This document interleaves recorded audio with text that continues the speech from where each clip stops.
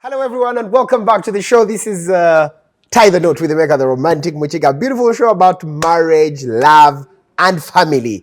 Thank you so much for watching. Thank you so much for subscribing. Thank you so much for everything you're doing to see that the channel is growing. And by the way, I want to thank guys, there's this thing YouTube brought about, I think, crowning the year, and the Romantic Muchiga is among the top watched channels amongst people. So I've been receiving the tags on Instagram. People sending me messages. Oh my God, your channel has changed my life. Guys, let me tell you. Me, the small me, I didn't know that actually this show would create a big impact on people's lives. That people are sending me messages and telling me how their marriages have been shaped, how their marriages are stable because they watch this show. Who am I? So the glory and honor goes back to God, and I will do my best to see that everything is okay. I'll make sure that you guys have happy marriages by force, by fire. Now, like you know, we have the ideal romantic wedding that is coming up. So far I've received entries of people very soon, and that is going to be in January. We are going to be hosting them, and we shall start the whole process of vetting these couples. And in March, we will have that wedding. The lucky couple is going to win themselves a wedding, courtesy of the Romantic Muchiga, Twine Shots, Serene Beauty, JKL Rides, and all our other partners. So let's get ready for that. In case you're out there, you've not yet had a wedding reception, and you'd want to have it. In case you're even an old couple, and your husband has never married you, but you would want him to take you to church, send your applications. Send your applications, and we'll give you that wedding. So, ladies and gentlemen, today on the show, I bring back my sister. I've hosted her here before, and she was here with her husband. Now, during the conversation we had, she talked about how she had trauma growing up. And you know, when we were growing up, many of us were told stories about who is good, whose side of the family is bad, and which side of the family causes more trauma, causes trouble. We were told, and I think we've grown up with this whole thing of the father's side is always the bad side. To the people watching the show, you'll bear me witness. It's always the father's side that brings trouble, that causes trouble. That is what people say. And we're saying that trauma never chooses sides. Trauma never chooses sides. We are saying that pain travels through generations. Pain will start from one generation and it will move to another generation. And healing that pain, healing that generational trauma is so hard.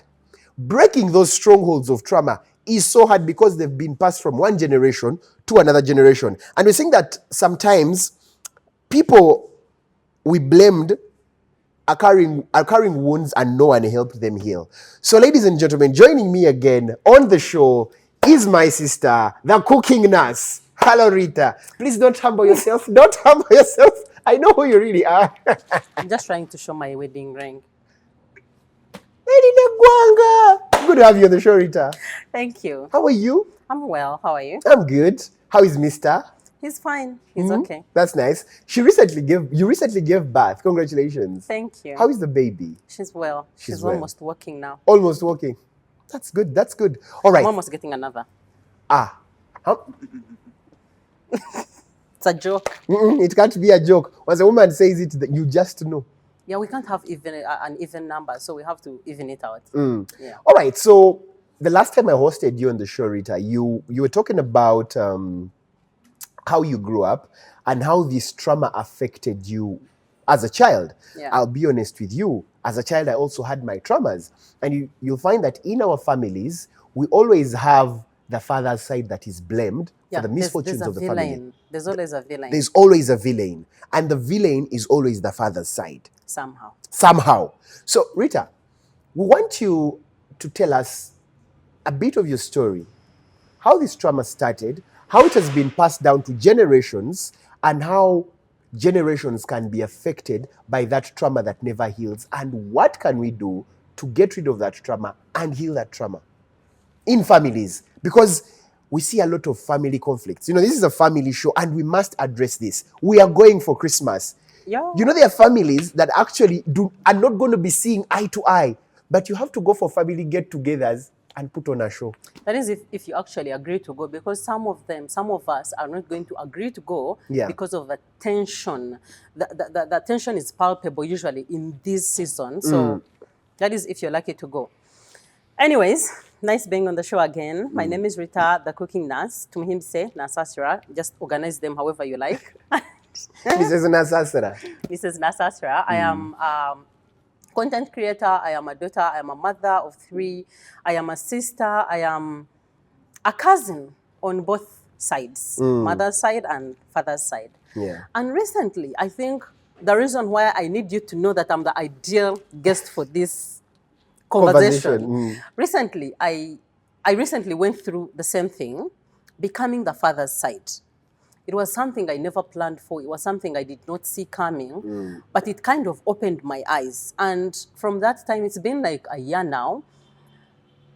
The day it happened and how it proceeded to go on, I listened to a gentleman who asked a question, who said a statement that was saying, the real problem with you is that you think you have nothing to do with whatever is happening in your life. And I was like, okay, so I have something to do with all of it. And then a few days ago, I saw a post on TikTok when someone was saying, it's like they're in the background not saying anything, but there's a text on the screen that says, mothers, protect your children. Now that you're going to Christmas, protect your children, especially against father's side. I felt so triggered. I was like, we can't do this. We can't be doing this, guys. Yeah. We all have a role we play in whatever happens to us, whatever is happening in life. Yeah. I also do not believe that things happen to us. Things happen for us, around us, and we navigate through and, get on our way, since this is a journey. So me personally, growing up, I have my own father's side trauma, and it baffles me, actually pains me that my children, unfortunately, may never get to know where I come from, the people I come from, the land that grew me. Yes, I'm going to try and take them back home and show them this is where you grew up from. This is my father's, this is where my father lies. Yeah. This is my father's land, my father's people, but we will not have that conversation, that relationship. I don't know if they will foster it, but I am trying my best. Growing up, my father passed on when I was 2, and I went to live with my father's aunt in a different district, in a far land. And my mom stayed. And my mom tells me the people that stayed did not like her. In fact, there were so many verbal exchanges. There were so many physical exchanges. I remember a time she told me she fought with my uncle physically. There was so much abuse. There was so much.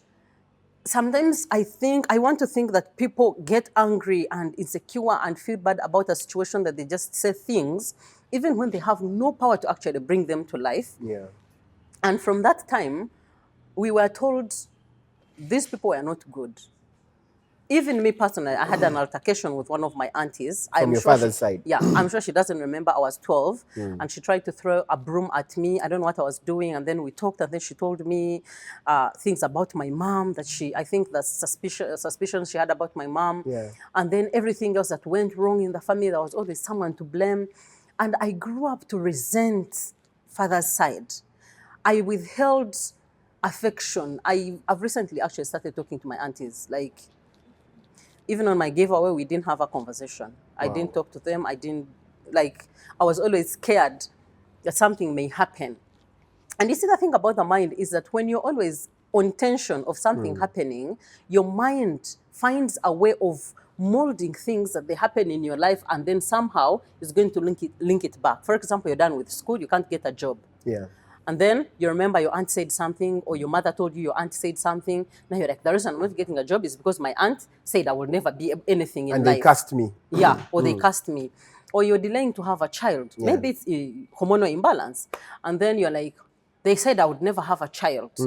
So now that's the reason I'm not having a child. So instead of focusing on the problem, you're diverted. You go this side. And it's a psychological issue. Yeah, it's a psychological issue that you have to tame your mind to take accountability and see things for what they are. And now we are the new adults. It baffles me that we still have this kind of tension about father's side. Because let me tell you, in that whole mess of my growing up and father's side being the villains and the ones who didn't want us to grow into anything, I still managed to grow into something. Yeah. However, my mother's side was the safe one, was the good one. Yes, there was some little bit of tension, but we'd go there, we'd have fun. It was always beautiful to go there, interact with cousins whenever you can, interact with your uncles. You never felt a hold back to not go and greet your uncle like the one I had, maybe towards my father's people. 2023, towards the end of 2023, something happened in my mom's side. And let me tell you, the switch up was so quick. So quick, so smart, and so smooth that even me, I was dragged into that because now I'm an adult.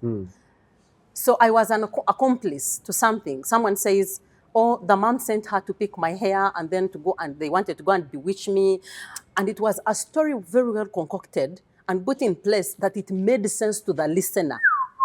But me being who I am, I was like, there is no way you can believe this about your life and you're actually living and going forward. You hear like something this. And you're like, wait, did I do that? Like, who are you talking about? And later on, things happened, and every time we go home now, the tension is palpable. Like, no one wants to be close to the other. People have sent messages saying, I hate you, I hate your whole lineage, I hate your children. And I just don't know which part of me really wants to connect with people, but I hate that you're not going to have a connection with the people who you come from, with the people that are coming from you. Like, the lineage is going to be cut off just because of life happening the way life's supposed to happen. Again, now we are the adults. We are now old. I am 31. I am no longer a child. I have children of my own. Yeah. And I just cannot wrap my head around the fact that Sky's children may reach a point where they do not meet Ruby, as fun as she is, just because she's his sister. You get? These are cousins. My two children. Your two children, yeah. There's a boy, there's a girl. So one time there's one who's going to be father's side. Yeah, one will be the villain. Yeah, one of them will be a villain. And as fun as that girl is, I really would like a family that is put together, connected together. You know, I get this from my Aunt Ruby, I get this from this one. Like, you know where you come from. You're not disconnected trying to be like something else, because whatever is within is going to manifest without. Yeah? And now that we are going in Christmas, it gets worse. Whoa. It gets worse. When you go to greet so-and-so, don't eat at their house. Don't drink tea. Even when they've never done anything to you, you're already connected in your mind psychologically that these people are going to harm you. These people are going to hurt you. It's exhausting. Can I tell you something about that? When I was a child, we had two uncles from father's side. And these two were not connecting. They were not connecting. Yeah. One of them came and told me, Collins, when so-and-so gives you something to eat, don't eat it. They will poison you. The same person they were speaking against also came and said, now, if he gives you something, don't eat it. He will poison you. As a child, let me tell you, I was a child. I was in like my P6, P7, went through high school, saying those things about each other. Up to now. Let me tell you, it's crippling. It's bad to just live around floating without rooting, without knowing where you stand from. I don't know how I can explain it, but it's really, really important for people to take accountability of whatever is happening in your life. Things are not happening to you. When you redirect, there's a thing that I recently learned about where people say, a sentence mrabu mungar. Takwata sentence mrabu mungar. So now we are going to pray and fast because they are saying from this side, sentence mrabu mungar. And I'm like, how can money pass through your hands? Someone who is believing that this is actually a possibility is looking at me right now and saying, you don't know what you're talking about. I promise you, I know what I'm talking about. I've been in that position before where money came, didn't find a plan, money went. You misused it. Yes, because money does not sit there and it's like, no. It has to be money used. Is always in motion, unlike you. So when it comes to you, it finds nothing to do. You're going to buy a dress. You're going to send to your auntie. Someone is going to swallow a jerrycan. You're going to send money here. Like, money is going to go because it has nothing designated for it to do. Yeah. So it goes, because for it, it's in motion. The problem is you think money is a paper. Yeah. So if you have a plan for it, chances are very high it's going to stay. You're going to invest. You're going to grow your money. You have the discipline. Personally, you grow yourself as a person. So money stays because that's what those who have money have done. They also have father's side, imagine. Yeah. your marriages, like you go in a marriage, you go with your trauma. For example, me, my mom, the family she married into, I've recently forgiven them, by the way. Recently. Your father's like in side. my 30s, yeah. My grandmom was so verbal that she never thought about things she said. I think she would just be standing there and she's like, let me just say these things. Because they make me feel good. I'm just going to put this allegation on this child. Like, this is a child. You're just going to tell her, hey, you are a witch. Like, this is a child. You don't care about how damaging it is, because that's the generation she comes from. These are people who come from a highly patriarchal society where they were not ever seen as anything. Now they've finally grown, they've given birth to a son who is trying to thrive. Now they are trying to leech off the sons, and then the son brings another woman. There is jealous, there is insecurities from I've never been seen as anything from in my marriage. Now my son, who was starting to give me small side money, has brought in a woman.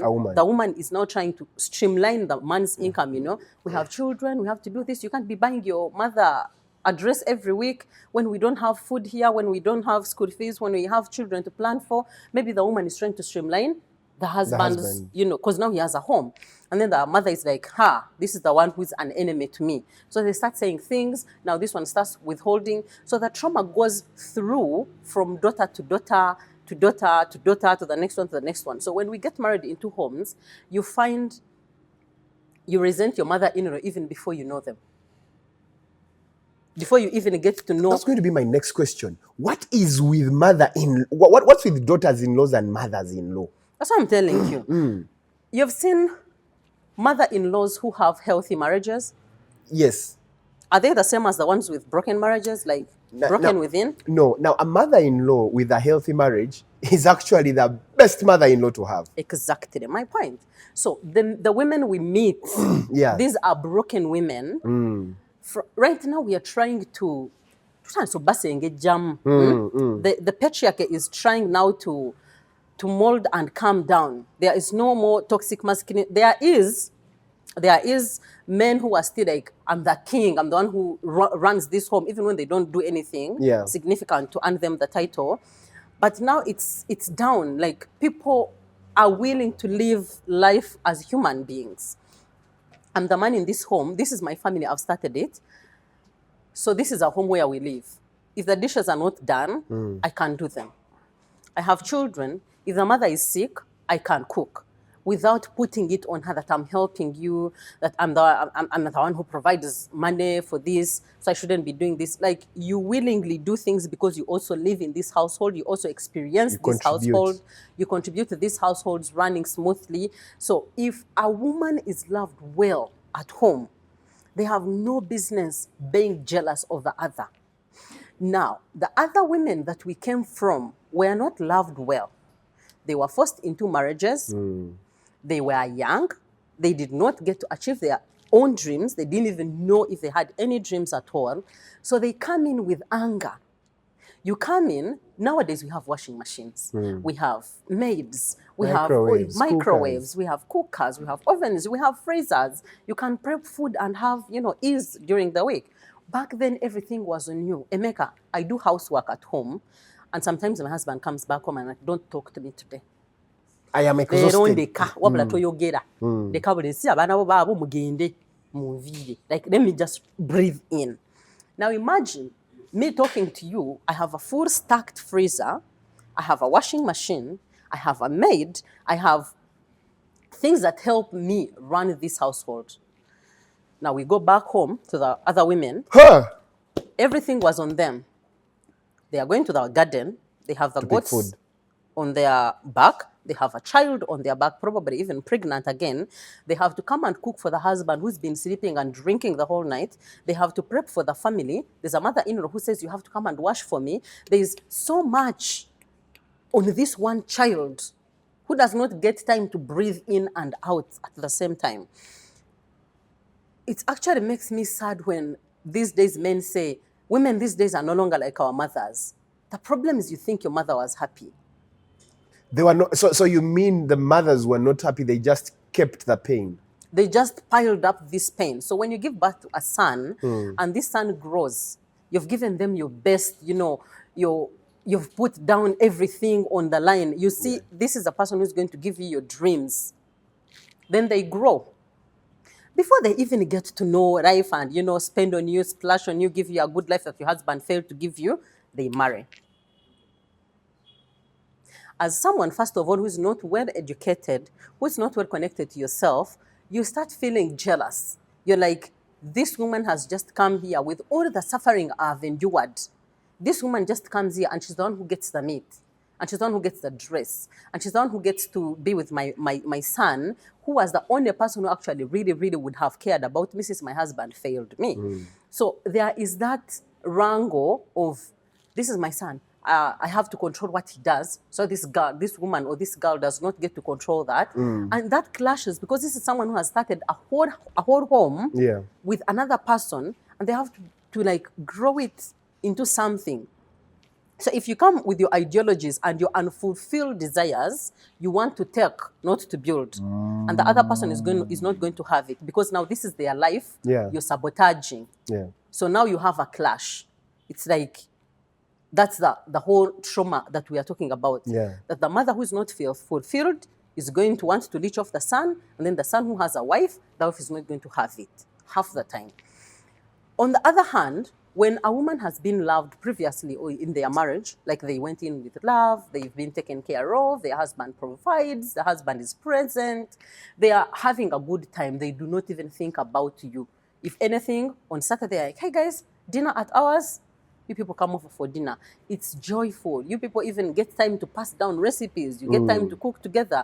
You get time to talk about your husband's childhood. How was he like growing up? You have children. Now you're talking about, oh, what he's doing. That's what my son used to do. This is how I handled. This is what I did. You people have a relationship. There's no competition. Yeah. So trauma would go down now if the other mother is toxic. The daughters are going to treat you like that. When they go and marry into homes, they also expect the same treatment. It's very weird when you say, oh, my mother-in-law did this, and someone's like, what? You have a relationship with your mother-in-law? With your mother-in-law. That's a question most ladies actually ask themselves. What? Because we have all been conditioned the same way.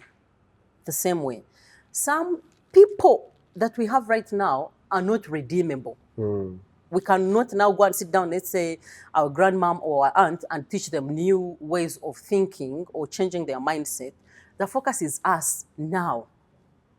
What kind of adults are we going to be? What kind of aunties are we going to be? Are you going to be in your brothers' or your sisters' children's lives? Are you going to be the positive one who stays around and, not always thinking because this other stranger came, they are taking away from you? Because everything that happens to you, you have a contribution. So when you go into a marriage, learn the people there. There are people who are difficult. I agree. There are people who are personally difficult, depending on their upbringing. And that's why we need to advocate for therapy. Like every person who reaches 18, let them go and do CBT. Talk it out. Iron it out and know where the problem is. Because sometimes we are going to blame spiritual things. We are going to blame witchcraft. We are going to blame everything when everything is in here. Everything is literally mental. That the people you're blaming don't even think about you as the day goes by. But you're there holding your grudge, you're holding your lack of being responsible at work and being fired to your aunt somewhere in the village. She cursed me. She did this, she did that. There's a time I was walking and she was walking backwards. Maybe that's why she's taking me backwards. I saw her pouring ash on all my footsteps. It's really sad, and I would want for us to foster a generation that's free-spirited, love yourself in you, then pour that love from within, outside. Your sisters or your brothers' children come over, love them from, when you love yourself, when it's from within, it's very easy to pour it out. Or when you hate yourself inside, every time you see someone who is happy, you're like, don't be lying. You can't be happy like that. Happiness is not guaranteed. Mulaba musanyufu naye maana ekiri ewuwe. Kitokota. It's actually really sad. Every time I'm on TikTok, I'm laughing. Someone post something and they're like, no, don't be fooled. It's not all glory. why can't it be all glory? Which part of you convinces you that it cannot be happy all over? Why is it supposed to be sad Why every is it time? supposed to be sad all the time? What's it supposed to be? Why are you supposed to be fighting all the time? Like, relax now. Now, which brings me to this question. Way back, elders were never questioned. Elders were never questioned. If you questioned an elder, Rita, you'd receive the curse of your life. Let me tell you, if you saw an elder making a mistake, there is that word that omukuru takorachi, omukuru tashobya, omukuru tasobya, omuzadde tasobya. Even when you see that mistake is actually going to cost you a lot, omukuru tasobya. This generation, kids are speaking up. I want you to talk about the comparison in generations. So, for us, if you came up and spoke, oh, omukuru tasovya, oyawede, nanda kunyita, oh mana, nanda korachi, you understand? When your mother is going to slap you, twaf, you understand? But in this generation, the Gen Zs will actually come and tell you, Dad, what you're doing is wrong. Mommy, the thing you're doing is not right. And you really see that it's not right. And their parents have seen that actually go with whatever their children say. They're like, okay, I'm sorry. Yes. It's shocking that parents are actually apologizing in this generation. What do you have to say about that? I don't know why it's shocking to us, but again, as new adults, we are going to do better. Now, the thing about omukulu tasovya is that back then, people never wanted to take accountability of things they did. They did, yeah. So whenever someone brought it up, they felt like the shame, the self-inflicted shame. And I think when we learn to get away with shaming ourselves within, we start living life freely. So you're doing something wrong. You also know you're doing something wrong. Someone talks to you, and immediately you lash out. Yeah. One, it's an insecurity. You do not trust yourself. You always think you're right because you're probably doing things to prove that you can do things, because no one has ever proved you. You are already a damaged good. So you do not take accountability for anything. You do not live like life in the way it's supposed to be. You're always out there. You think someone's out there to get you. Always, by the way. You see people who lash out immediately. I used to be like that. It's so shocking that half the time I would be the right one. This is all happening in like a space of 2 to 3 years. I would be the right one, personally. However much I grew up a vocal child, I would defend myself. I would want to talk it out, even when I was bet down all the time. But I wanted to talk and speak up. That's why I actually even changed careers, because I was like, you're not going to force me to do something traditional when it's not leading me to where I want to go. This is where I'm going, and that's the route I'm taking. Whether it leads me here or it pleases you, it doesn't, it's up to you. So back then, people never had accountability. People did not want to live as humans. I don't know how I can explain this, but you know, people who live uptight. Yeah. Like, that's my chair, don't sit in it. When they sat in it, what happened? What happened? I've seen people, like, they're people I visit, friends I visit, and they're like, I also have my cups, but it's something you can communicate, and you're like, personally, when you drink in my cup, I feel uneasy, so do you mind using this cup? If someone did not know, if this is your home, keep your cup somewhere, it's unreachable. But if you find someone already drinking in it, figure out in your mind, this uneasiness you feel is all in you. These people don't feel it. So I think living uptight and wanting to always prove that you're here because you don't feel like you belong is what causes people to think, don't correct me, I know what I'm doing. Don't talk back to me, but you are the one who was asking, where are you coming from? I'm telling you I'm from the where you're beating me. What should I do? You get? Yeah. So be always able or willing to receive, to accept, and then ask in your mind, what does this mean? What do I feel right now? How does this translate? It's not every person is always out there to get you. That's what I would think. Interesting. Now, what are some lessons you've learned as an adult that you wish you knew earlier on? That people are humans, regardless of their position, if they are the father, if they are the mother, the uncle, the doctor, the nurse, the church leader, they are all humans having these titles but experiencing life literally the same way you are. They are not angels, they are not supernatural, they are not above anything. They are also humans and they are making mistakes. Yeah. They are going to experience bad things in life. They are going to experience good things in life. They are all humans at the end of the day. So if we could all know that we are humans and experiencing life as humans, and once all this is gone, once you stop breathing, that's it. All the titles, all the things you fought for, all the things you accumulated, all the prestige or the respect you thought you had, all of it is gone. You're going back in the dust. Yeah. Regardless of how much your casket cost, you're going back down and you're not coming back up. If we could do that, I think would live calmly, go slow a little bit, stop fighting each other and thinking this person is always out here to get me, relax and, have a good time, have a meal together, drink together, laugh, tell stories, reminisce about your childhoods, and live forward, looking back and you've left a good trail. Yeah. That's what I would think, that if I knew back then, now that I'm an adult, I would have lived intentionally, making relationships with people that mattered, mending instead of breaking off people and, discarding them like they were tissue, Yeah. and knowing sides of stories. Like, not listening to one side. If it really bothered me, I would go. Right now, I'm able to do that. Now I go to the village and visit literally everyone, pass by, even if it's being cautious and I'm watching my steps, putting on gumboots or whatever, I'm going to come and say, hi, how are you? I may not give you cash because they said you're going to bewitch me in cash. I can send you mobile money if you want some. But I'm trying to see these people as humans for who they are. So I would say, if I could, I would mend relationships as early as I possibly could. Like, what really happened? Yeah. Why do we hate and so bad? What really happened? What Give me the happened to story. Uncle so-and-so? Yeah, in real time, what happened that triggered this? Why do you hate them so much? And then you're going to tell me, oh, one time we were at dinner and then she said, I look like a potato. Now I don't like her. So now even you people should not like her because she said I look like a potato. And if I look like a potato, even all of you look like potatoes. But that's not what she said. So that means that actually parents pitted us against other relatives because of the anger they had towards and each the other. insecurities they had, unwillingness to live like human beings.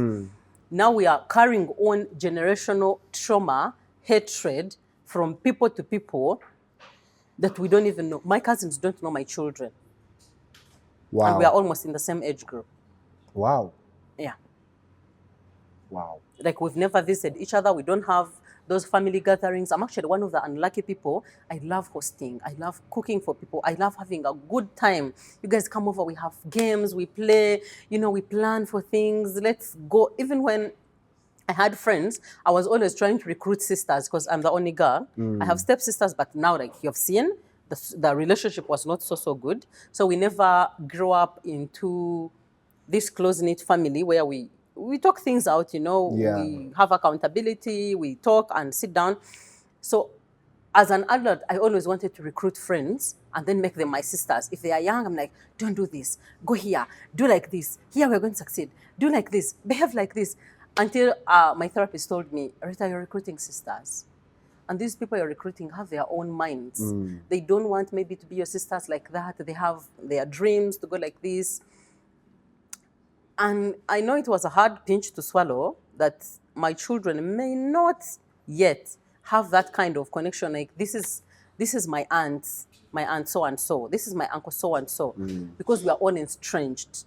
It's sad in its reality, but I really hope that's not their reality. I hope I'm able to pass on good communicating, because the whole problem, by the way, is communicating. Be able to sit down and listen or talk out exactly how you feel. You're like, hey, when you bought a car, I felt jealous.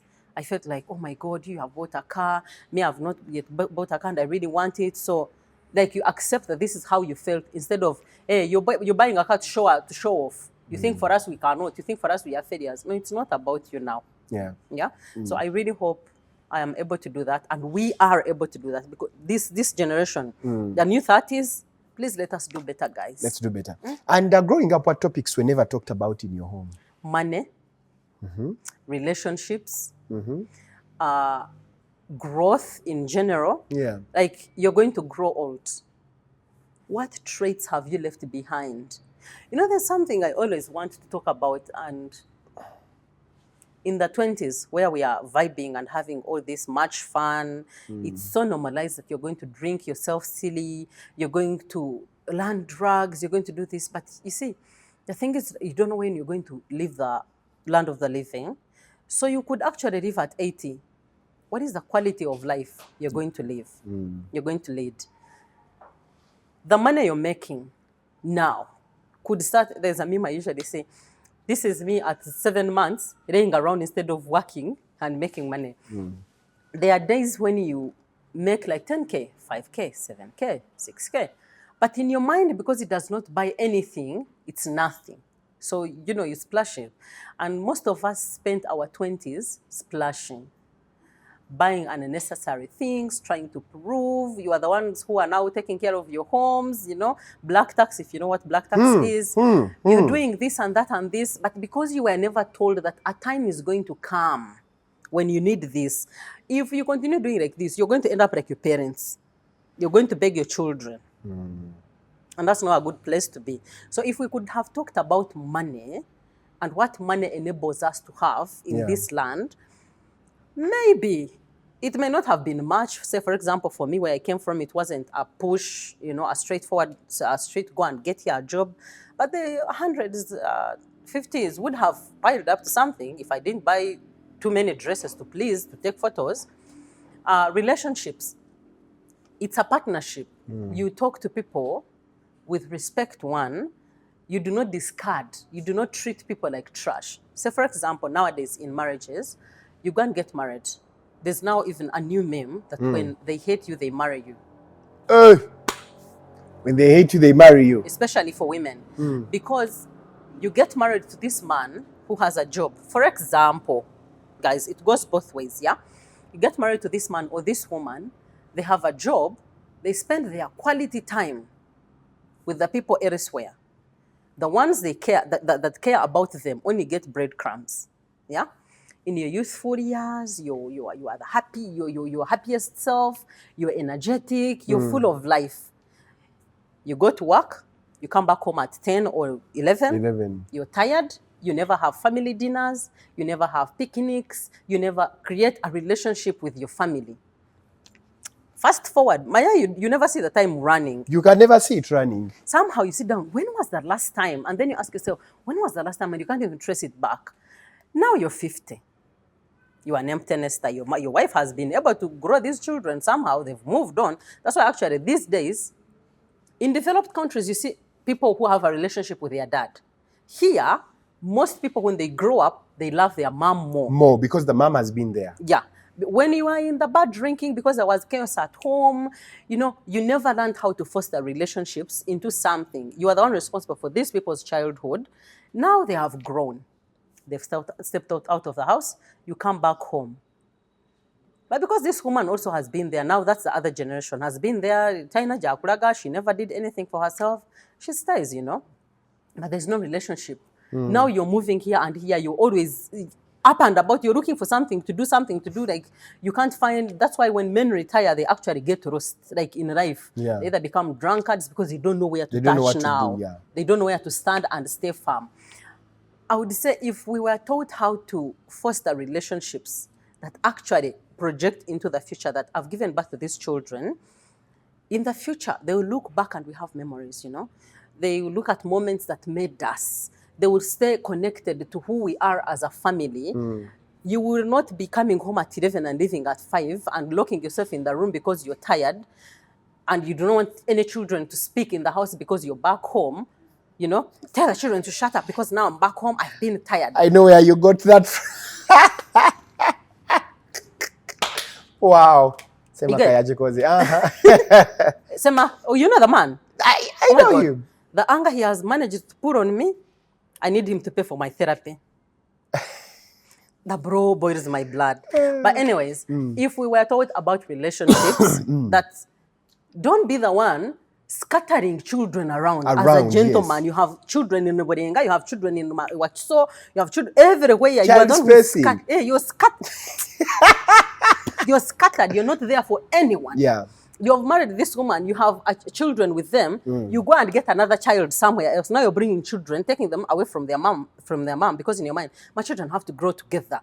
It only makes sense to you because you're incapable. But it doesn't make sense to the children that you've brought forth. They are going to grow up damaged because you've separated them from their mother. Or the unit, you know. Yeah. If we're taught about relationships, I think we would be better people. Treat people with respect, kindly, that you don't just make a decision for the sake. You make it because you're willing to actually go through with it. Yeah. And the other one, money, relationships, what else had I said? Money, relation. I think also respect. Yeah, respect. Respect is relative. We respect people according to what those people call respect. When you come home and I don't greet you, I'm probably carried away, I'm making stew or something, I've not seen you fully, you may feel disrespected. But another person may say, oh, she was making stew. So I'll take the initiative to go close, maybe hug her and say, hi, how was your day? Welcome back, and go on. But you, because in your mind you've already set this standard of what respect looks like to you, now you've stormed off with a tantrum. How dare she? I come back home, I'm this and that. How can she not look at me? Sometimes it's respect is you. It's what you think respect is. It's not what other people do. When children ask you, Daddy, why? My children usually ask this. Why did you come back home late today? It's not disrespectful. They are asking to know. To know. Why did you come back home? Be kind enough to say, oh, a I was client working. delayed. That is this generation. Yes. In our generation, would you ask your father or mother, why did you come back? Before you finish, why did you come back home? You know, he comes back home, you people run.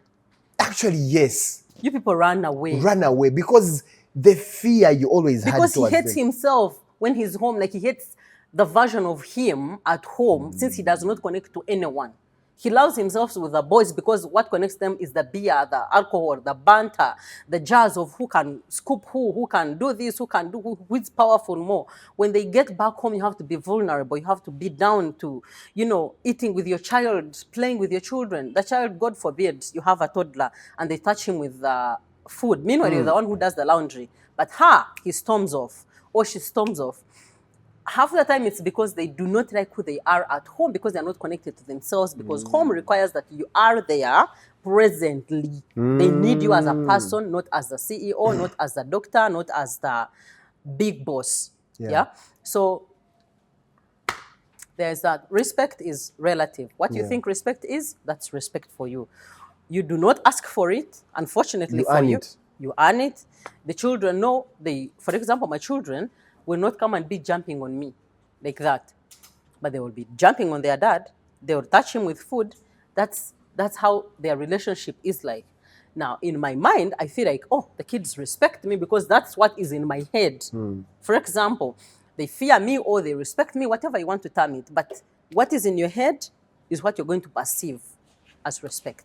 Interesting. And what behaviors or patterns do you see repeating from one generation to the next? The blaming. The blaming. The blaming. So and so did this. Yeah, we are always blaming someone else. I am who I am because of so and so. Yes, we're always blaming someone else. Like it's never us responsible for whatever is, happening or happened. It's always someone else. The other person was always the one who was in wrong. You didn't contribute. You did not do anything. You are the angel who was home. You are there, a good person. This person came and fumbled you. Yeah. Blaming and not taking accountability. That's something that's actually, I think, that the root cause of literally all the problems we are having right now. You see, relationships not going on so well, children resenting their parents, all of that comes from blaming. They try to say something, you blamed someone else, you blamed the mother, you blamed this one, you blamed this one. You're the one who did not foster a relationship with your children. You say, the mother, omukazi simanya akanyanyisa abana. How? They were also in the same house as you. So the blaming has come from above. And it has We are affected now, us. yeah.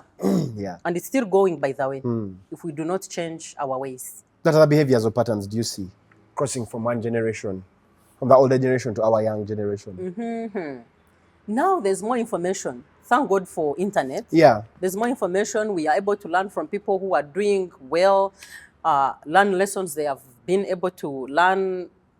But I would still stick with the blame game. I would still stick It's to the that. biggest. Yeah.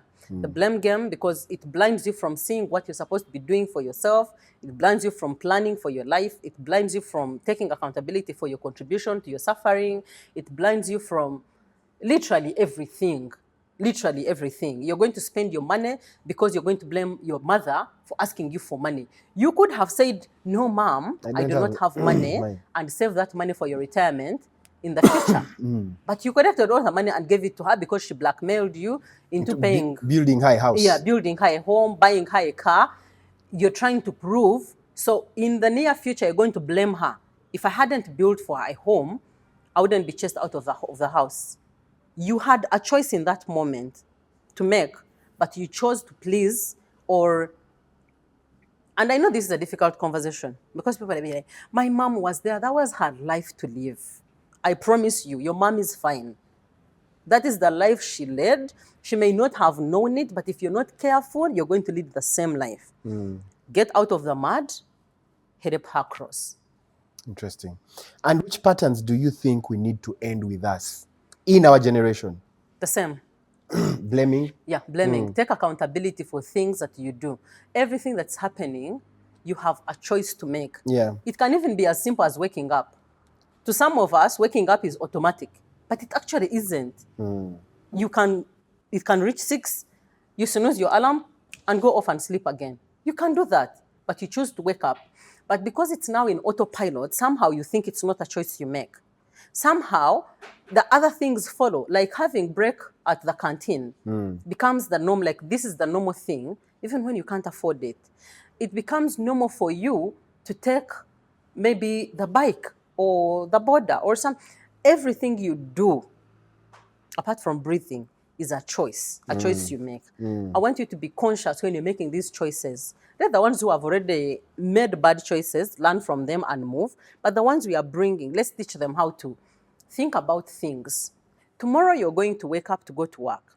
But it's you on TikTok at 3 a.m. You do not think it's a choice. You're blaming insomnia. You're saying, I can't sleep in the night. But you can switch off your mind and sleep. Yeah. The choice you have, you refuse to make, it's going to affect you somehow. And that's something my mom actually told me.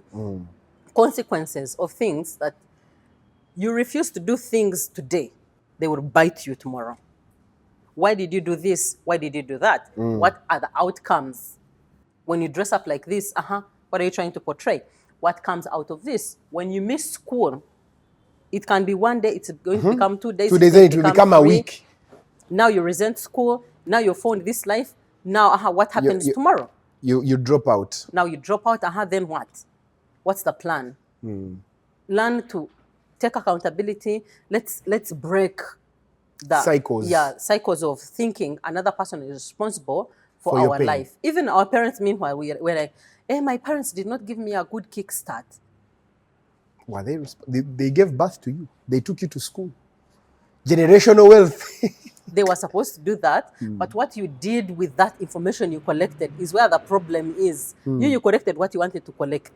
But there's more. Now there's information everywhere, literally. You can go even on TikTok. You go on TikTok, search in, build your For You page brick by brick. It's going to bring you the same things.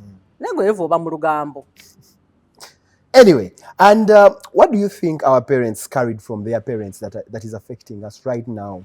The fear of daring to dream. We have a cup, like we have where our mind is stopped, that we cannot fathom the thought of someone being genuinely happy, first of all, like we have already talked about, like someone achieving things without sacrificing someone, without maybe killing. Back in the day when we were growing up, we were told a few people that had it easy. It seemed easy for us. We were told they went to the lake Yeah, they would go to the lake and get... we carried that they went to the lake. There's even a saying in Africa, tarhom, in Uganda, in my language, tarhom atarojirkwe. Tarom Fuatarojiru. Yeah. There is no dead person who has not been Bewitched. We do not accept that someone's time can actually come, they pass on to the next life, and we go on because we have attached ourselves so much that we have lost ourselves in this relationship, in this person. So when they pass on, it's very difficult for us to move on. And I do not mean to discredit anyone going through grief. Everyone grieves differently. Everyone has their processing and whatever goes on. But personally, if I was to teach my children, it would be the faster, the better. Keep the memories, keep them in your heart, but remember, you have a life to live now. You're here, you're not dead. Please keep going. Honor them, do everything else, but continue living going. So I would say,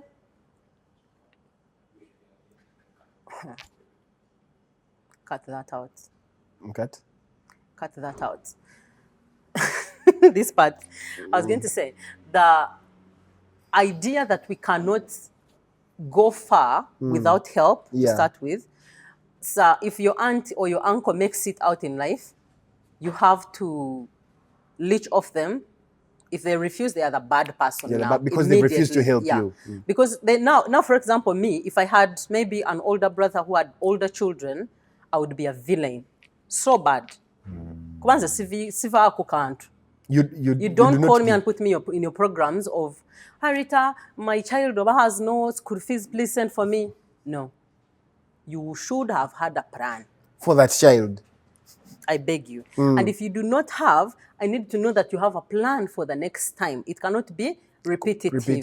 So when I refuse, now you're going to tell that child how I hate them, how I don't want them to go to school, how I don't. So it's not that people have to always be there helping you, because imagine I also have to build my life. I have 3 children now. If I'm helping you, kabisa, you cannot even be able to help your child. How will you help mine? So now I'm putting my children also in the same jeopardy. Yeah.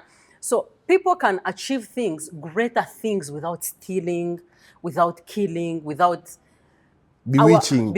bewitching.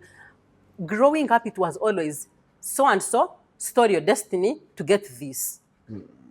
I don't know if people have experienced that. They sacrificed this one to get this. Some people may do that. I do not rather discredit that. But I would want for us to teach our children that you can actually set out and be successful. You can use your talents, you can use your abilities, you can use everything that you have on you to become successful, and you will. And also, success is relative. What you call success could be that. It can be money, it can be your reputation in public, it can be anything else, but dare to dream bigger. Interesting. And in what ways do you think that we also contribute to family misunderstandings or distance? When we refuse to ask, when we refuse to question things, we take what our mother says or our father says without actually ever looking into their shortcomings. What did my mother do to Aunt Rita that they do not talk? You can go and talk to your mom or talk to Aunt Rita and know what really happened in the middle. So when you see Aunt Rita's children, you don't treat them how your mother taught you. You treat them how you have now been able to discern the situation that's in the middle. So our contribution is us taking the story of the people we trust or love most or are close to and disregarding the story of the other person and thinking they're the villain. I've been shocked by different stories, by the way. Yeah. When you grow up and realize what your mother did to your aunties, the women she found in the home. When you grow up and you ask and you know what your mother did, you would even wonder if this is the woman you come from. You will look at her and you're like, I need a pinch of salt to take because you really, this is not it. You will be shocked. So we foster it forward when we refuse to question, when we refuse to understand, when we refuse to take accountability, when we always blame the other person. That's our contribution. Instead of finding out. Yeah, because if it presses you so much, find out. If you don't really, really care, please don't. Imagine there are people who have been hurt or damaged beyond measure that they've now made it their personality or their mindset that this person is responsible for whatever is happening in my marriage or my business or my studies or my job. They have made it like that one, you cannot even change them. I've seen people who say, who get cesarean sections giving birth, and they blame it on someone. Bakandoga. I would have pushed my child if it wasn't for So and so. so and so. I would have, but this was, you know, there are so many things that lead to having a child with that cesarean section. Maybe, Someone once again, something. context is everything. But if we could see things, we would not, for what they are, we would not pass on trauma to our children by passing on our beliefs onto them or our mindsets or whatever we've piled in our heads. Interesting. And by the way, you see, just to highlight on that, when you're children, you'll see that your parents have gotten like misunderstandings. Like this family does not connect with that family. And you'll find that now the parents are telling their children, by the way, let me not see you with your cousins. You understand? I know of a family, two brothers. Yeah. They really do not connect. But let me tell you, they tried passing that down to their children. One of the children was like, no. Yeah. Went behind everyone's back, called his cousins and sat them down and told them, guys, our parents really do not connect very well. We know. But hey, those are their problems. And the only thing that might actually mend their relationship is us working together. Yeah. Let me tell you, these kids, right from, I think they were in high school. They had this meeting when they were in high school. Right from when they were in high school, during holidays, they would tell their parents, do you know what? We've gone out to do this and this and that. But in actual sense, they were meeting their cousins. They go out, they do things together. See, that's beautiful. When they got to campus, they called their parents, all of them, and they told them, by the way, since they sat them down, they're like, by the way, you people are going to sort your issues. For us, we've been connecting so well. The brothers got ashamed. You see? They forced a relationship and it had to be mended. Just know, sometimes the scapegoat is not even aware. The dark sheep doesn't even know what is happening. And it's really sad. Yeah. And what conversations or experiences changed your perspective towards your father's side? I remember I made this call to my mom and I asked her, how did you end up with my father? My father was a married man with 2 wives. So they met at work and he lied. Like anyone who does not actually know where they are going. He lied and connived and did so much, ended up getting her pregnant. Back then, if you got pregnant by a man, you had to get married to them. So she tried running away, but everyone else back home was like, no, Kuru, you've read your bed, you're going to sleep in it. So I got to know the story. And in fact, from her story, I was like, a man that walks up to me and they are married, you better know how to fight. Because you will fight I will them. Beat you. No to married men. The disrespect you carry from yourself, you're not going to extend it to me. I refuse that. So when I knew how she ended up in that home, and then how she was received, I realized these people were not acting from malice or anger. Maybe they were. I don't know. This is the narrative now I choose to have. Maybe one day I'll sit down and, because for her and her sister-in-laws, they are now good, they are close. I still refuse to be so close because they are way older than me. I don't even meet with my cousins because we have no relationship. We never mended that. Maybe one day we will. We'll talk and see how things are going or how we are willing to go through. But that conversation with my mom made me see her as a girl, as a human being, as someone that was also going through whatever she was going through, trying to survive. And these people treating her how they treated her was also their way of course, my father was the one who was well-to-do-ish. He was a bus driver. I don't even know how he was the rich one. But the bar back then was really in the mud. But somehow she was the one who came in last and tried maybe to take away all this glory that was in the family. So they really didn't like her, not because she was a bad person, but they needed someone to blame for whatever had come upon them. And I think I forgave them back then, because truthfully, they never, like, I would not say make it, but they did not become greater people in history. They will only stay in my family lineage history that this was and so this was, but on a broader spectrum, they didn't.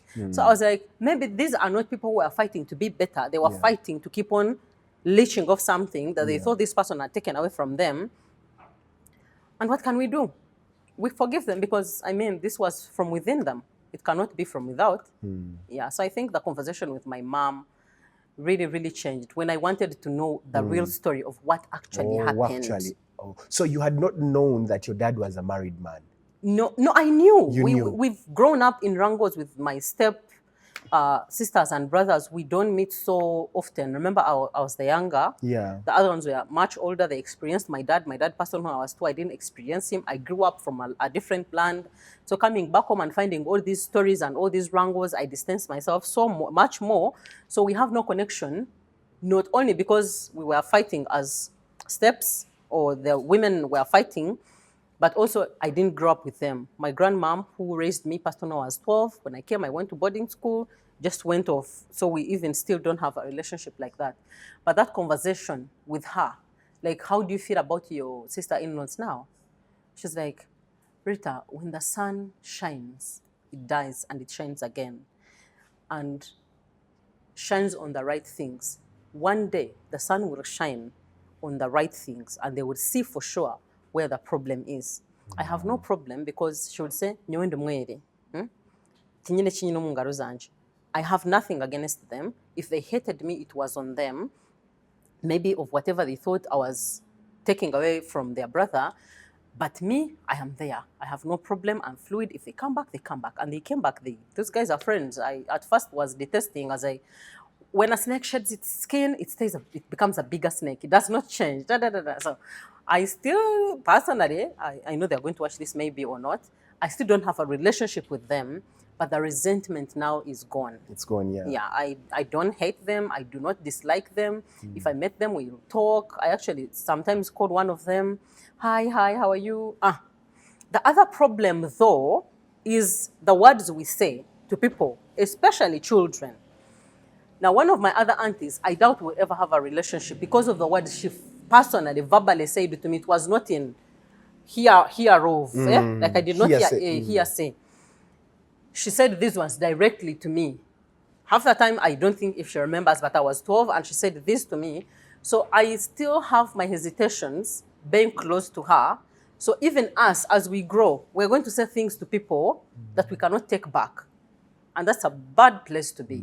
You can have your resentment towards someone. You can feel bad about how they've treated you or how you feel with them. Find a better way to phrase it. Do not just put hateful things out there because they will not forget them. And no matter how well or how good you meant, no matter how sad you were feeling in that moment, you may never unsay it. Thank you. That thing of words, oh my God. Words. We say things, and you see, that's why they say, even the Bible says it, when you're angry, shut up. Yeah. Do Preferably, not please say anything out of anger because you're going to say something. Someone said to me something this year that I forgave them, but that scar stays forever. It stays Nothing forever. they will ever do can erase words that cut so They sharp. actually said 2 words. They said 2 different things. And I was like, even if this was to be mended, You can't go past it. I cannot go past it. And there are things you just cannot go past. Yeah. So even when, as we are growing and mending families and doing stuff, please guide your tongue. Please. Now question is, are you going to say things to children? They are going to grow up to resent you no matter how well you are meaning or how good you are just angry. You're just human. But things don't really leave the mind once they've been implanted. Interesting. How do we break cycles without breaking relationships? You talk through things. See people, stop seeing people as a problem. See the problem, then see people. Then talk about the problem and break it off. So you communicate, but without putting the other person as the biggest problem. Like, Ogwe, I cannot even have time to talk to them. There's a problem here. This is a problem. Identify it. Talk to this person. Let's see how we can work through the problem. And it's all about communication. I do not know why we do not Literally value everything. communication. Because communication is, hey, I'm home. I'm coming home. Hey, Musibeji, I've communicated that I've left. To some of us, that is communication. I've met you, at a family gathering. I say, hi, good morning. That's communication. Kanamramsya. That's communication. That's communication. We all always avoid the NF. You see, the communication I'm talking about is you being able to articulate what you actually feel. That when your daughter got married and mine did not get married, I felt jealous. I felt bad that your daughter had gotten married, which I think is a good thing. Some people idolize marriages and stuff. Yeah. I thought it was a good thing and I wished this for my child, but my child was unable to bag herself a man or a wife. And I felt like your child was going ahead in life and mine was not. So I felt jealous. That's why I acted like that. I am sorry that's how I, was able to act in that moment. I would have done better. And I really hope we can go past this. Communicate how you feel. Don't say, hey, mama. Which Ugandan will do that? I'm sorry, I felt jealous. Your child got, But tugenda gezaako ffe nga abakadde abato. We need to do better in our generation. Explain what you really felt in that moment. Well, when your husband bought you those shoes for Christmas, I really felt bad that my husband was not in position to buy me those shoes, or maybe he's not a good man. He spends his money on alcohol. So, I was the unfortunate one who got the menace, and I really felt bad and jealous for what you got. So I'm really sorry, but I have no bad intentions of harming you or doing anything bad. I hope we can go past this and stay friends, and that's it. And by the way, those are the best friendships that stay. Communicate your feelings. Now, but you keep on piling. We are going for Christmas. Abantu barache kutandika kushuma. Jam najira ya bypass. Jam is actually traffic jam is starting next week. Bas. But now we are going home for Christmas, and with all these misunderstandings, and I tell you, even the wealthiest people have the worst misunderstandings amongst their family. What are the do's and don'ts during these family gatherings? When Rita, you have a problem with someone, what are the do's and don'ts at family gatherings? Me, I would say, first of all, do not put it in children. First of all. Yeah. You can control yourself. Put your children somewhere else, go alone. Do not tell them the reason you're not taking them until you have mended that relationship. If it has refused, don't ever bring it up to them. Yeah? That's one I would want to say, that do not bring your personal issues to your children. Let them fight their own. If they ever grow up and they're like, oh, do you have uncles? Do you have sisters? Do you have family? Like, what's up? Where do you come from? Did you just happen? You can tell them, oh, this is my, this and this is what, but when they are grown. But don't look at 4-year-old, 5-year-olds, tell them, don't play with that uncle. Don't play with these children. The kids, first of all, are like kind of innocent. They're innocent. Don't try to poison children with your own anger. If you know it's not workable, you haven't reached to that point, this person has really done bad. There are people who do bad. They're out to get you, really. They want to kill you. Someone has really done, but they've gone out of their way to harm you. Yeah. Please stay. It's not even a must for you to go if you cannot feel safe or, be in a space that you enjoy yourself. Because the whole sole reason of the season is that you have a good time, you have fun, you relax, you rest from the hassles of the year. You can choose to stay. You can communicate why you're not going to be showing up to the people who matter, and then you stay back. As opposed to going there, now you can't leave your car because you think they're going to put things in your tires. Now you cannot even eat food. You can't even drink water, which is packed. They've cooked food. You're ordering for chips and whatever. Yeah. You look weird. You look weird like someone who has no self-respect. If you know you cannot really, really work through it, stay home. Imagine they will not beat you. But when you go in and the tension is like so strong, it makes everyone else who has no tension uncomfortable. And good manners is making other people comfortable. Yeah. Like, do not do things that are going to put other people in danger or in discomfort. Do things that you love, that make you feel happy, but also do not harm others. Now, when you harm others, now you are not a good person. I get. And I know you don't want to be a good person at whatever level, whatever that means, but try for the rest of the people who are also here to have a good time. Now, people always put on facades. People always put on a show when they come for these gatherings. You know that you're not connecting with auntie so-and-so. You know your family is not connecting with your sibling here. But you've come for a family get-together. I see kids are playing together. And people are there pretending. You understand? People are always pretending. Then these are the instances where you find that Rita, cooking nurse, they've sent you to go and cut salads, serve meat. Mubera ku nkoko. Then, Bambi, the one really of the family who came using a bus, picking them from the stage, the family had to request. They're like, Bambi, just help us to drop them, pick them and drop them at home. The other ones they've sent to go and what? Serve meat to their dogs. Fetch water. Fetch water. You understand? And we always see this discrimination amongst families during these times of the season.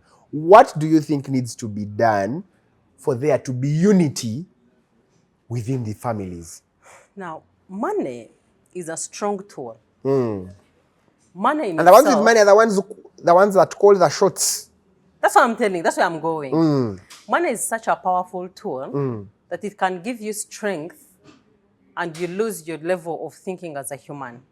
Yeah. When you have the money, you can control the narrative. Yeah.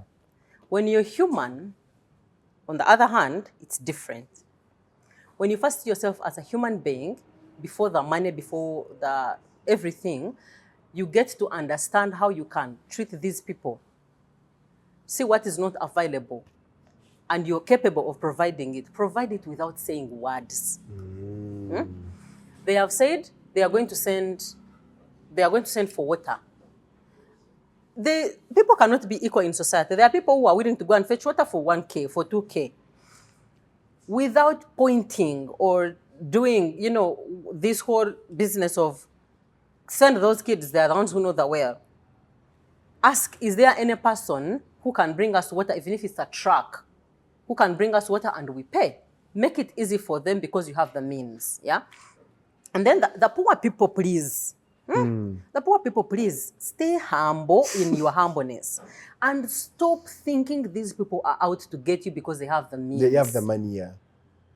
Some of us even put ourselves, me, growing up as a poor child, there are things I did willingly because I did not think that other people would have done them. Willingly, personally, I take that accountability that I was the one willing to go in the kitchen, fetch food for them. They didn't even send me for food. If I wanted, I could have stayed in the chair seated or go in my bed and sleep, But because of the insecurities that comes with being the broke one, like you have to always prove yourself because what else can you do? You have to do so much and over-deliver and break your back and then go back home and resent life and everything. Please, sometimes you can actually refuse. You can say, no, I don't feel so well, or no, I'm not going to go to the well today. Let's find other means of going. If the rich person says, hey, find other means, how are you going to afford it? You're like, if you do not want, you leave. We are all not going to have water. If you want the water, let's go to the well. It's most of the times the insecurity that you feel, that you project out because you want to over-deliver. Someone ever gave you like a 50K tip and you're like, oh my God, let me wash your car now. Let me clean your shoes. You're doing so much because you think this person has given you so much. But it's a journey that you also have to walk. Sometimes when you're still broke, you cannot correct that confidence. Unfortunately, when you start making some money, you can collect the confidence to actually know that you don't have to hustle so much for small things, for certain things. You can be comfortable in what you have, who you are, and stop seeing people that they are discriminating you. Half the time they are not. Maybe they can't relate. The children are speaking English. You don't know how to speak English. Now they can't keep on tying on you. So when they go to pray around, half the time it's not the case. It's because maybe people do not relate, or maybe you cannot communicate to each other, and the way you're treating them is from within what you think you are. They think because they are from Kampala, they will come here and now be speaking English. That's what they know how to speak. Maybe try teaching them your local language. Maybe try communicating and have a relationship. The children usually don't even have any sense of what is happening around the adults. So I would say they are discriminating you because they are not a good human being, first of all. So it's up to you how you're going to take it, the disrespect you accept. If you're in position to refuse disrespect, you can actually refuse it. Even when you're broke. You're like, and they will never touch in your food again. Yeah. If they try sending your children around, you're like, no, this is not going to happen. In fact, talk to them in person. Like, Nakshaba, this is how it makes me feel. Stop sending my children around. Find a bike man, get something else, like get means, other means. It doesn't make me feel comfortable that my children are slaving away for you. Or you can even say what you as are seated.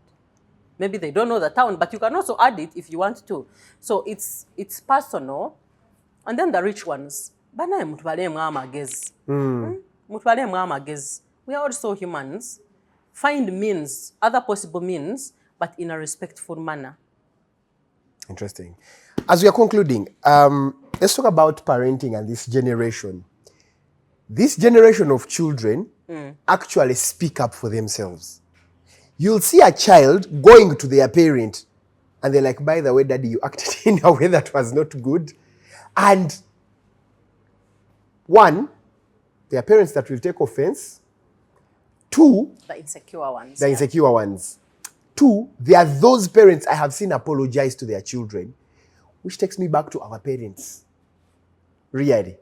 So, do you think that this generation of children are going to help us shape the new parents? I think so. I think so. We are going to help them as they help us heal. The ones who are willing to heal, because like you've said, there are parents who are still rigid of don't talk to me like that, don't do this, don't do that, don't do that. Sometimes the child who's like 3 isn't really get out there to get you. They are not trying to disrespect you. Yeah. They are trying out all tones to see which one is acceptable in society. So you can mold them and tell them, hey, Ruby, don't talk like that to old people or like this to this person. And then my daughter, for example, would ask you, why? Why can't I talk like that, mommy? And then you talk to them. When you say this is what happens, or this is how this person may perceive it, and it could cost you this or this and this. So I would say the children who are outspoken, please don't water them down. This society here does not want their fandom. I don't know how to put that in English. Fandom? Like, I was there when they were dying, but what would I have done? I'm helpless. Yeah? Don't teach them helplessness. Let them be able to speak up, but teach them how to speak up respectfully.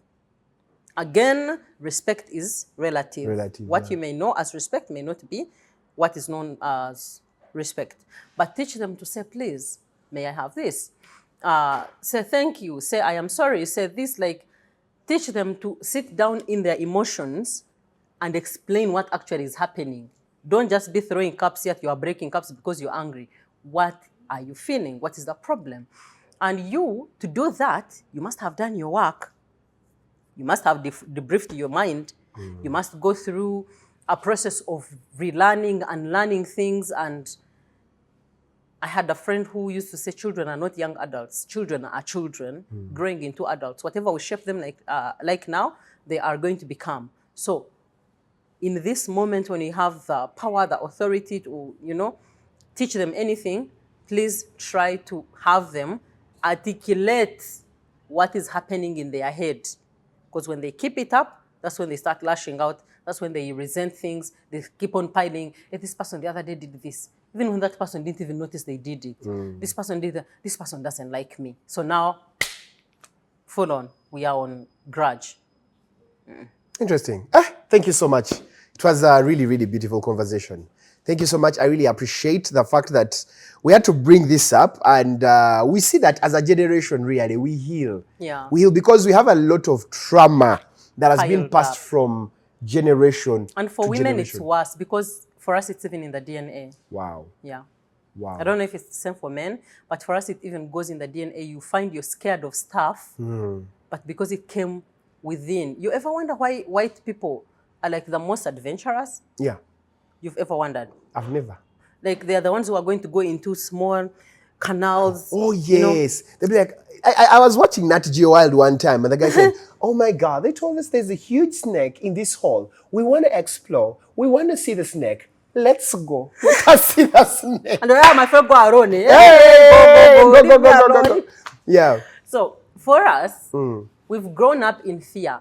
Our ancestors, unfortunately, did not get scared of animals like we do now. Yeah. But because there's a generation that was tortured by colonizers and was tortured by enslavers, trade. that was tortured by... For us, we have grown up to fear certain things. There are Africans that cannot swim. Me inclusive. Yes, I cannot swim. Very many we cannot swim. The only time we are going to get close to water is when you're showering. Yes. Wow. I'm not in a bathtub. You can't even shower in a bathtub. Oh my God. Sometimes it stems from back then. Many of our people died in waters trying to move. To escape. Yeah, to escape, to move. So they died helplessly in water. Some of that moves down with us. That's why they tell you, you can go to a water body and talk, like make a relationship, with the water, and then you can swim.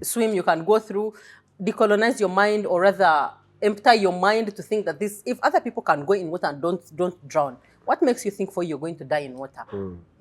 First think about that. There are people who have won medals for being in water. Then you are not special, imagine. You can also go in, but you have to break that fear that you don't even know where it stems from. Yes. Whenever you go to the river, don't go in the river. You're going to drown. You're going to die.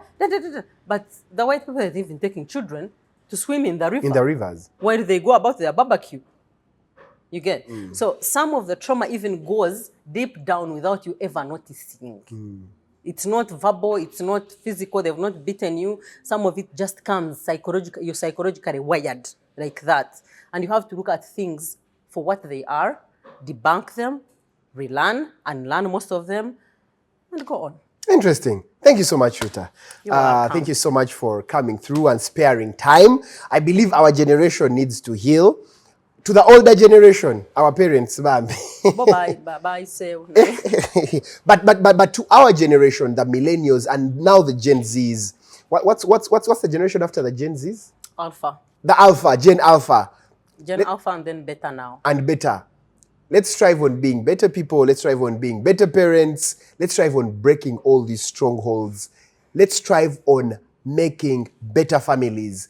Let me tell you, it is not good to always have a grudge with somebody. Yeah. It is not good. It is not good because it will eat you up. And guess who will lose? It's you who will lose. Yeah. But do not forget the Ideal Romantic Wedding is still going on. Send in your applications. The number is 0767 300 489. We want to give you that dream wedding. We want to give it to you. So send us your stories. Mine? Can I repeat mine? You want to repeat yours? But your wedding was just yesterday. Yeah, but there's free food. Free food? Let's give it to someone who cannot afford it. Anyway, keep liking, subscribing, sharing, and till next time, have a good time. God bless you. Bye. Bye-bye.